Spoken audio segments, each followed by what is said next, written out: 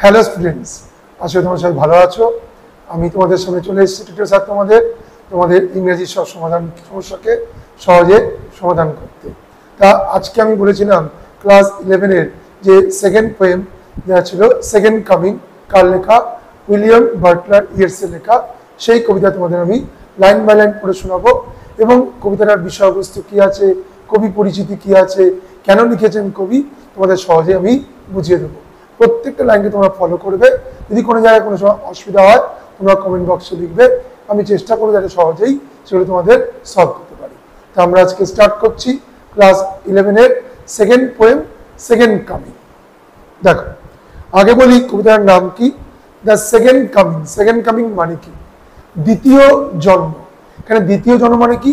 অর্থাৎ যীশুখ্রিস্ট 2000 বছর আগে যীশু জন্ম হয়েছিল, তিনি আবার আমাদের এই পৃথিবীতে জন্মগ্রহণ করছেন। তার কারণ আমাদের আবার কি ফিরে এসছে, আবার সেই আগেকার মতো অরাজকতা ফিরে এসছে।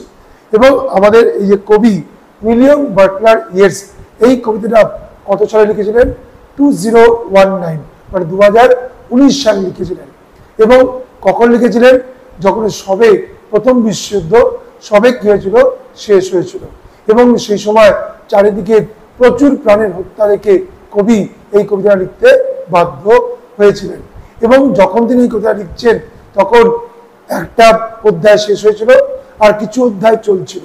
তার মধ্যে একটা হচ্ছে বললাম ফার্স্ট ওয়ার্ল্ড ওয়ার, যেটা শুরু হয়েছিল 1914 এবং শেষ হয়েছিল 1918। এবং ঠিক 2019 সালে আবার একটা, তখন কি চলছিল, আর একটা আন্দোলন চলছিল। কিসের? এটা হচ্ছে ব্ল্যাক অ্যান্ড ট্যান। 1919 সালে এটা কোথায় হচ্ছিল? আয়ারল্যান্ডে। এবং ঠিক একই সময় আর একটা আন্দোলন চলছিল, রাশিয়ান রেভলিউশন, এটা চলছিল।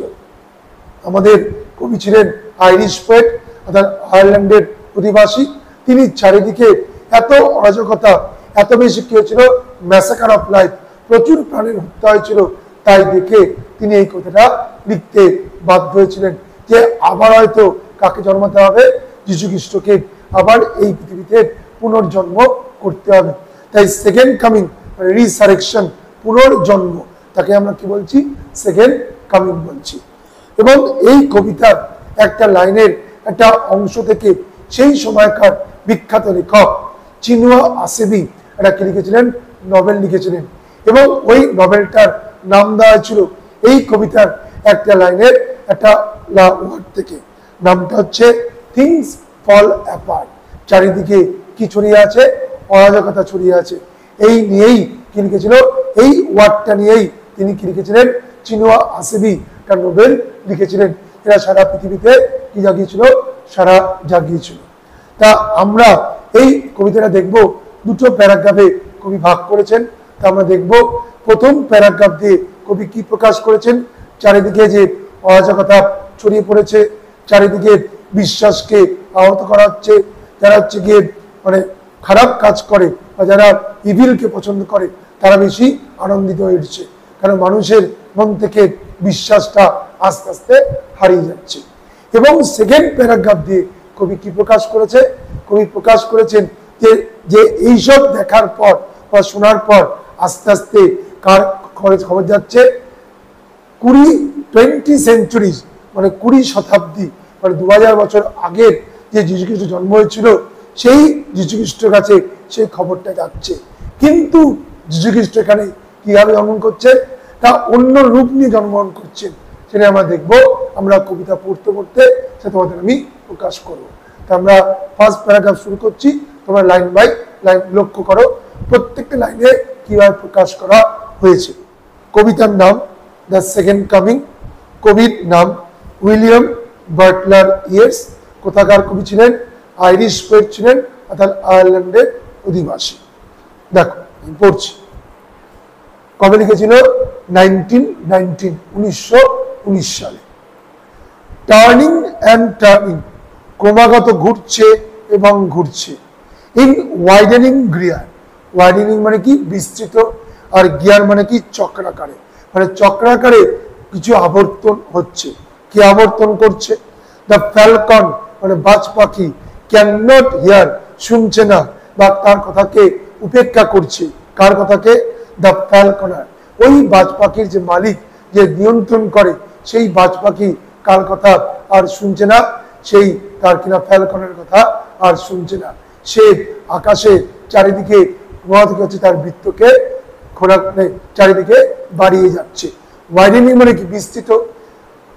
জ্ঞান মানে কি? চক্রাকারে সে ঘুরতেই থাকছে। অর্থাৎ তাকে ফ্যালকনার ডাকছে নেমে আসতে, সে নেমে আসছে না, তার কথাকে অমান্য করে সে ঘুরেই যাচ্ছে। থিংস ফল অ্যাপার্ট, চারিদিকে বিশৃঙ্খলা ছড়িয়ে পড়েছে। এবার প্রশ্ন আসবে, স্যার আপনি তো বললেন কিনা যে ফ্যালকনার আর ফ্যালকন, অর্থাৎ কবি সরাসরি মানুষকে তো বলতে পারেন না, তা এখানে কবি মানুষের পরিবর্তে কার উদাহরণ দিয়েছেন? ফ্যালকনার। এখানে কে? ভগবান, অর্থাৎ আমাদের যিনি নিয়ন্ত্রণ করেন।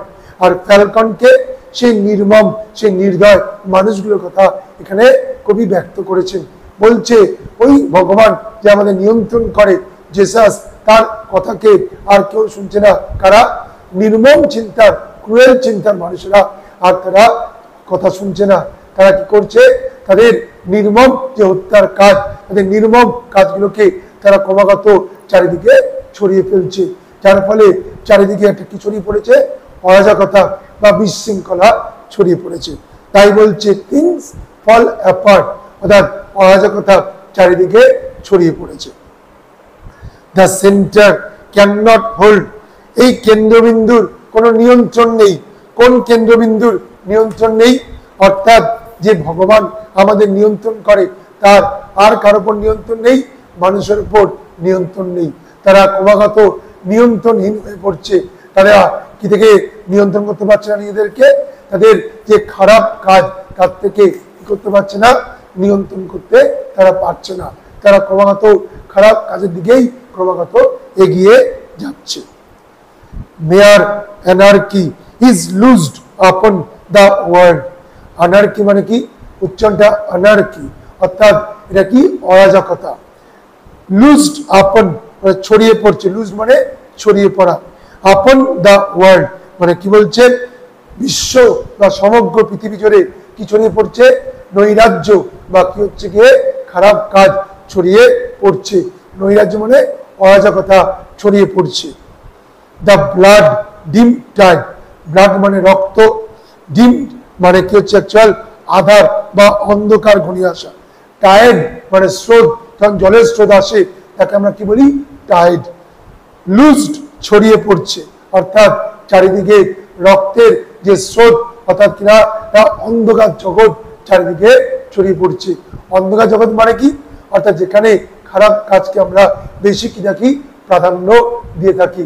অর্থাৎ ওই অরাজকতা, ওই নির্মমতা মানুষের প্রাণকে কেড়ে নিচ্ছে এবং চারিদিকে রক্তের বন্যা যেন বয়ে চলেছে। and everywhere, সব জায়গায়।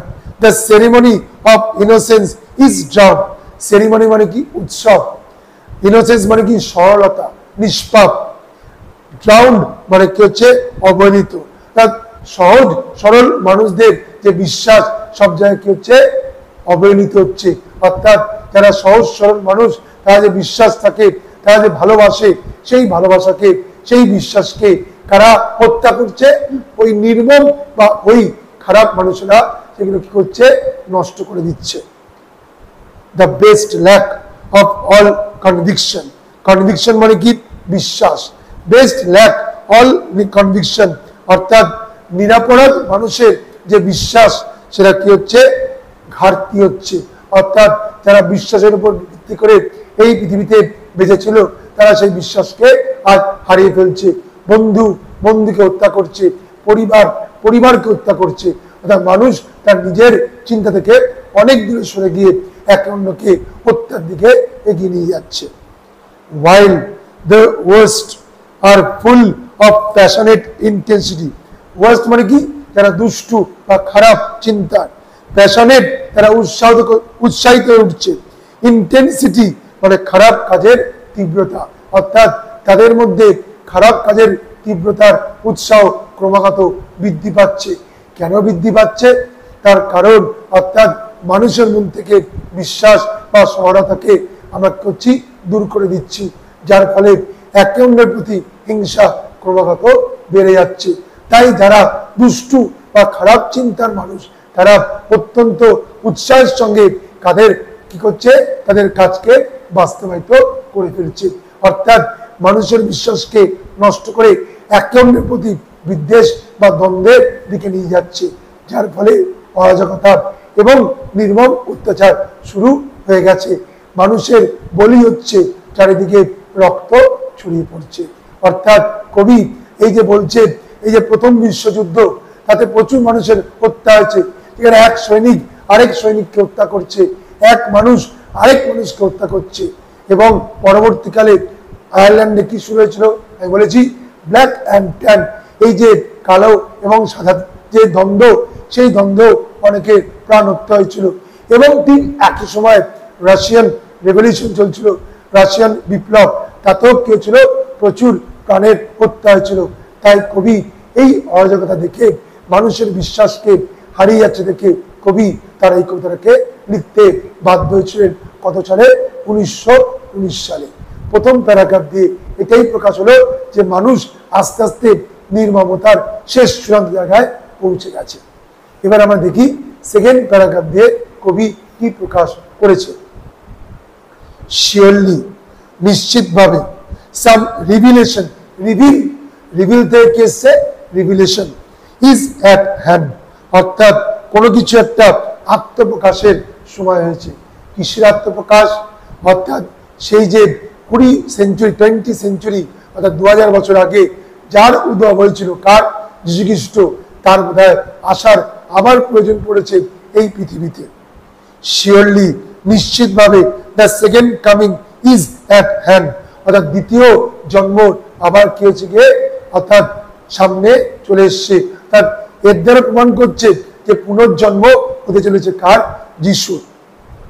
দ্য সেকেন্ড কামিং, হ্যাঁ, দ্বিতীয় কিনা জন্ম। তার দুবার কেন বলছে কবি?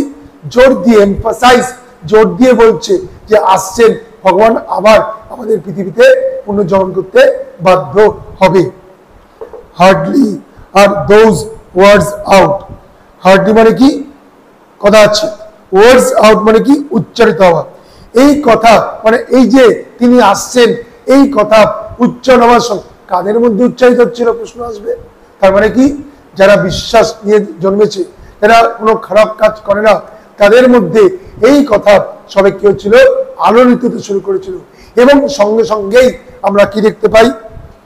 when a vast image out, মানে এই কথার সঙ্গে সঙ্গে একটা বিশাল আকৃতির প্রতিমূর্তি আমাদের সামনে এসেছিল। সেটা কার? অফ স্পিরিচুয়াস মান্ডি, যাকে আমরা কি বলি? স্পিরিট অফ দ্য ওয়ার্ল্ড, পৃথিবীর যে হচ্ছে গিয়ে আত্মা, মানে পৃথিবীর যে হচ্ছে কি আমাদের ভিতরকার যে অন্তরাত্মা, তার প্রতিমূর্তি আমরা দেখতে পাই। সেটা বিরাট আকৃতি নিয়ে আমাদের সামনে উপস্থিত হচ্ছে। যখনই কোন কথাটা এলো যে সেকেন্ড কামিং, তৃতীয় জন্ম হয়ে আসছে। ট্রাভেলস মাই সাইট, কবি দেখতে পাচ্ছে তার সামনে কিনা একটা ট্রাভেল, একটা সমস্যা, একটা কিনা দৃষ্টি, যা কবিকে কি দিচ্ছে? ভয়ানক কিনা বিপদের সংকেত দিচ্ছে। অর্থাৎ কবি এটা দেখছেন তার দৃষ্টিভঙ্গির মাধ্যমে যেটা বিপদ যেন আমাদের দিকে এগিয়ে আসছে। কিসের? A waste, sorry, somewhere in the sands of desert, অর্থাৎ কিনা মরুভূমির প্রান্তরের মধ্যে সে আসছে। কোত্থেকে আসছে? আবার বলছি, মরুভূমির বালির মাঝে সে আসছে। এই যে বলে somewhere, কোন একটা জায়গা, in the sands মানে বালুরাশি, ডেজার্ট মানে মরুভূমি, মরুভূমির বালুরাশির যে কোন একটা জায়গা থেকে কে এগিয়ে আসছে? একটা বিশাল আকৃতি, সে কে? Spiritual mundi, the world of the spirit. এই শেপ, সেই বিশাল আকৃতি যে আকার, তার আকারটা কিরকম? উইথ লায়ন বডি, তার দেহটা সিংহের মতো, and the head of a man, তার মাথাটা কার মতো? মানুষের। তার মাথাটা মানুষের এবং দেহটা সিংহের। এবং এই প্রতিমূর্তি আমরা কোথায় দেখতে পাই? মিশরীয় দেশে কিন্তু আমরা মিশরে দেখতে পাই। এই শেপ বলেছি আমরা, a gaze blank and pitiless as the sun, gaze মানে কি? দৃষ্টি, ব্ল্যাঙ্ক মানে এখানে রুক্ষ, পিটিলেস মানে নির্দয়, অ্যাজ দ্য সান, যেরকম মনোভূমির সূর্য নির্দয় এবং কি হয় ক্ষমাহীন হয়, অর্থাৎ মনোভূমির সূর্য কি হয় এতটা প্রখর তাপ দেয়, যদি কেউ হেঁটে যায় সে ক্লান্ত হয়ে শুয়ে পড়ে এবং তাকে জলের জন্য আহ্বান করতে হয়। ঠিক একইভাবে ওই নির্দয় সূর্যের তেজ যেরকম ক্ষমাহীন এবং কিনা পীড়া দেয় মানুষকে, অত্যন্ত ক্রুদ্ধ ওই ক্ষমাহীন মূর্তি ওই ভালোবাসা দিয়ে এগিয়ে আসছে। তার মানে এটা কবি কিসের সংকেত দিচ্ছে, এটা কিনা ভয়ঙ্করতার সংকেত দিচ্ছে। ইজ মুভিং, সে ওই বালি রাশি দিয়ে এগিয়ে আসছে। স্লো থাই, তার পা আস্তে আস্তে বাড়িয়ে বাড়িয়ে, কারণ কি তার দেহটা কার মতো সিংহের মতো, তাই সে চার পায়ে এগিয়ে আসছে এবং মাথাটা কার মতো মানুষের মতো। while all about it, ঠিক সেই সময় reel shadows of the indignant desert bird, reel মানে কি আবর্তন, শ্যাডোজ তার ছায়া পড়ছে মরুভূমিতে, দ্য ইনডিগনেন্ট ডেজার্ট বার্ড সেই ক্রুদ্ধ মরুভূমির পাখিরা কাকে পাক খাচ্ছে, মরুভূমির চারিপাশে তার ছায়া পড়েছে। প্রশ্ন কেন কবি এটা বললেন, তার কারণ ওই যে স্পিরিচুয়াল মান্ডি এগিয়ে আসছে, সে তার ওই ক্রুদ্ধ দিয়ে সেই মানুষদের সে কি করবে, হত্যা করবে। এবং আমরা দেখেছি যখন মরুভূমিতে কোনো মৃতদেহ পড়ে থাকে তখন কারা ঘুরে বেড়ায়, ঈগল, চিল, বাজ পাখি এরা ঘুরে বেড়ায়। তার মানে মৃত্যু সংখ্যা হয়তো ক্রমাগত বাড়তে থাকবে এবং কারা তার নিদর্শন দিচ্ছে, ওই বাজ পাখিগুলো চারিদিকে বৃত্তাকারে ঘুরছে। এর প্রমাণ কি দিচ্ছে, যে মানুষ মৃত্যুবরণ করবে এবং ওই পাখিরাই তার নিদর্শন দিচ্ছে, কারণ তারা চক্রাকারে কোথায় ঘুরছে, ওই মরুভূমির চারিপাশে, কারণ সেই বিশালাকৃতি সেই স্পিরিচুয়াল মান্ডি জেগে উঠেছে।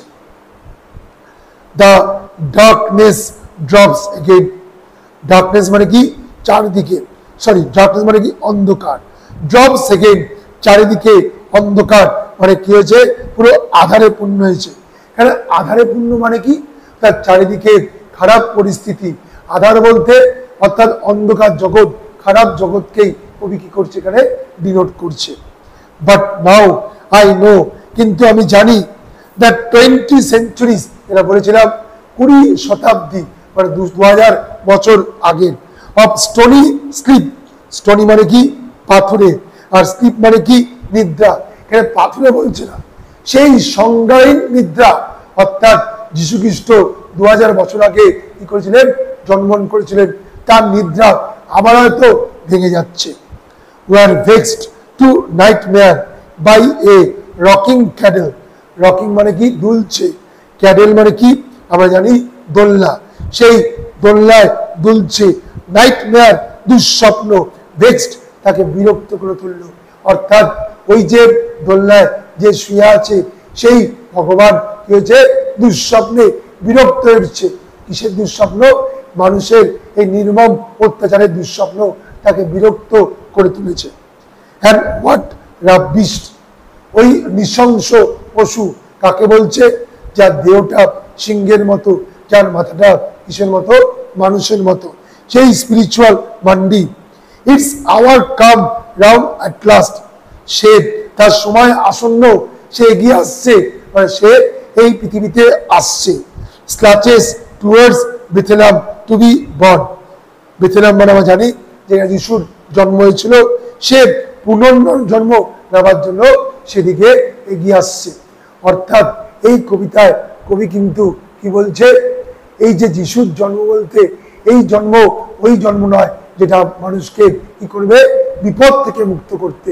এখানে সে এগিয়ে আসছে কিসের হবে, খারাপ একটা ইঙ্গিত নিয়ে, যে মানুষ তার নির্মম থেকে নির্মম হয়ে গেছে, যাতে করে মানুষ ওই নির্মম থেকে দূরে সরতে পারে। তাই কবি কি করেছে, এখানে তার পুনর্জন্মকে তুলে ধরেছেন। এবং লাস্ট লাইনে তাই তিনি বলছেন, slouches towards Bethlehem to be born, তিনি আবার বেথলেহেমে কি নেবেন, জন্ম নেবেন। দেখো আমরা প্রথম প্যারাগ্রাফে কি পেলাম, যে পেলাম হচ্ছে কি কবি এখানে কি প্রকাশ করলো, প্রথমে অরাজকতা, এবং সেকেন্ড প্যারাগ্রাফ দিয়ে এই যে বলছে যীশু খ্রিস্টের পুনর্জন্ম, তার বদলে তিনি কি বলছেন, এক দানবীয় শক্তির কি হচ্ছে আবির্ভাব হতে চলেছে, যেটা কিনা ভালোবাসা, ক্ষমা, ধৈর্য তার হারিয়ে গেছে। কার? ওই যিশুর। এবং তিনি দানবীয় শক্তিরূপে পুনর্জন্মন করছেন, যাতে করে খ্রিস্টের বদলে ক্ষমাহীন সন্ত্রাসের উদ্ভব হয়েছে। তাকেই এখানে কি বলছে, তিনি তার উপর তার রাজত্বকে কায়েম করতে এখানে আসছেন। অর্থাৎ এখানে কিন্তু যীশু খ্রিস্টের পুনর্জন্ম মানে কি, তার দানবীয় শক্তির পুনর্জন্ম করছে। তাই কবিতার কি নাম দিয়েছে, দ্য সেকেন্ড কামিং। আশা করি তোমাদের বুঝতে কোনো অসুবিধা হবে না। যদি কোনো অসুবিধা হয় তোমরা কমেন্ট বক্সে লিখো, আমি চেষ্টা করব সেটাকে মিট আপ করার। নমস্কার।